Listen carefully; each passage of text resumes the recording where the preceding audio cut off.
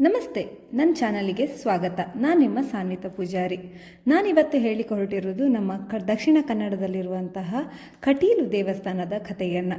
ಹಿಂದೊಮ್ಮೆ ಬಂದ ಬರಗಾಲವನ್ನು ನೀಗಿಸಲು ನೆಲ್ಲಿ ತೀರ್ಥದ ಗುಹೆಯಲ್ಲಿ ತಪಸ್ಸು ಮಾಡುತ್ತಿದ್ದ ಜಾಬಾಲಿ ಮುನಿಯು ಯಜ್ಞದ ಸಹಾಯದಿಂದ ಕಾಮಧೇನುವನ್ನು ಕರೆತರಲು ದೇವಲೋಕಕ್ಕೆ ತೆರಳಿದಾಗ ದೇವೇಂದ್ರನು ಕಾಮಧೇನುವಿನ ಬದಲಿಗೆ ಕಾಮಧೇನುವಿನ ಮಗಳಾದ ನಂದಿನಿಯನ್ನು ಕರೆದುಕೊಂಡು ಹೋಗಲು ಹೇಳಿದಾಗ ಅದರಂತೆ ಜಾಬಾಲಿ ಮುನಿಯು ನಂದಿನಿಯಲ್ಲಿ ಭೂಲೋಕಕ್ಕೆ ಬರುವಂತೆ ವಿನಂತಿಸಿಕೊಂಡರಂತೆ. ಪಾಪಿಗಳ ಭೂಲೋಕಕ್ಕೆ ಬರಲು ನಿರಾಕರಿಸಿದ್ದರಿಂದ ಕೋಪಗೊಂಡ ಜಾಬಾಲಿ ಮುನಿಯು ಭೂಲೋಕದಲ್ಲಿ ನದಿಯಾಗಿ ಹರಿಯುವಂತೆ ನಂದಿನಿಗೆ ಶಾಪ ನೀಡುತ್ತಾರೆ. ನಂತರ ತಪ್ಪಿನ ಅರಿವಾದ ನಂದಿನಿ ಶಾಪ ವಿಮೋಚನೆಗಾಗಿ ಬೇಡಿಕೊಂಡಾಗ ಪರಾಶಕ್ತಿಯನ್ನು ಬೇಡಿಕೊಳ್ಳಲು ತಿಳಿಸುತ್ತಾರೆ. ನಂತರ ಪರಾಶಕ್ತಿಯನ್ನು ಬೇಡಿಕೊಂಡಾಗ ನಂದಿನಿಗೆ ಭೂಲೋಕದಲ್ಲಿ ನದಿಯಾಗಿ ಹುಟ್ಟುವುದು ವಿಧಿಲಿಖಿತ. ಅಂತೆಯೇ ತಾನು ಮುಂದೊಂದು ದಿನ ನಿನ್ನ ನದಿಯ ಕಟಿಯಲ್ಲಿ ನೆಲೆಸುವುದಾಗಿ ಭರವಸೆಯನ್ನು ನೀಡುತ್ತಾಳೆ.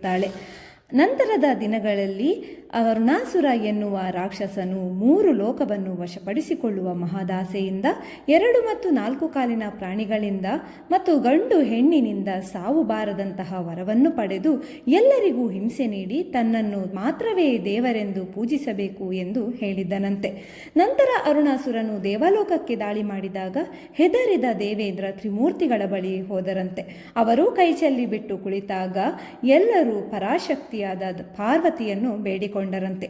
ಅಂತೆಯೇ ಪಾರ್ವತಿಯ ಸೂಚನೆಯಂತೆ ಅರುಣಾಸುರನ ಬಲವಾದ ಸರಸ್ವತಿ ದೇವಿ ಬೋಧಿಸಿದ ಗಾಯತ್ರಿ ಮಂತ್ರವನ್ನು ನಿಲ್ಲಿಸಲು ಉಪಾಯವಾಗಿ ಆತನ ಅಹಮ್ಮನ್ನು ಕೆಣಕಿದ ಮುನಿಯೋರ್ವರು, ನಾನು ನಿನ್ನನ್ನೇ ದೇವರು ಎಂದು ಕಾಣಲು ಬಂದೆ, ಆದರೆ ನೀನು ಬೇರೆಯವರ ಸ್ಮರಣೆ ಮಾಡುತ್ತಿರುವೆ ಎಂದಾಗ ಕೆರಳಿದ ಅರುಣಾಸುರನು ಗಾಯತ್ರಿ ಮಂತ್ರ ಹೇಳುವುದನ್ನೇ ನಿಲ್ಲಿಸುತ್ತಾನೆ.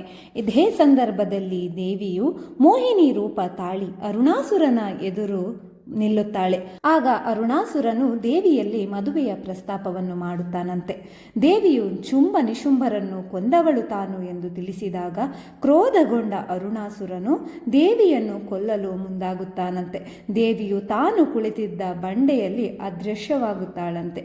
ಕ್ರೋಧದಿಂದ ರಾಕ್ಷಸನು ಬಂಡೆಗಲ್ಲನ್ನು ತನ್ನ ಆಯುಧದಿಂದ ಬಡಿಯುವಾಗ ದೇವಿಯು 6 ಕಾಲಿನ ದುಂಬಿಯ ರೂಪ ತಾಳಿ ಬಂದು ಅರುಣಾಸುರನನ್ನು ಕೊಂದಳು ಮತ್ತು ಜಾಬಾಲಿ ಮುನಿಯಿಂದ ಶಾಪ ಪಡೆದು ಭೂಲೋಕದಲ್ಲಿ ನದಿಯಾಗಿ ಹರಿಯುತ್ತಿದ್ದ ಕಾಮಧೇನುವಿನ ಮಗಳಾದ ನಂದಿನಿಯ ಕಟಿಯಲ್ಲಿ ಲಿಂಗ ರೂಪದಲ್ಲಿ ನೆಲೆಯಾಗುತ್ತಾಳೆ ಎನ್ನುವುದು ಕಟೀಲಿನ ಕಥೆಯಾಗಿದೆ.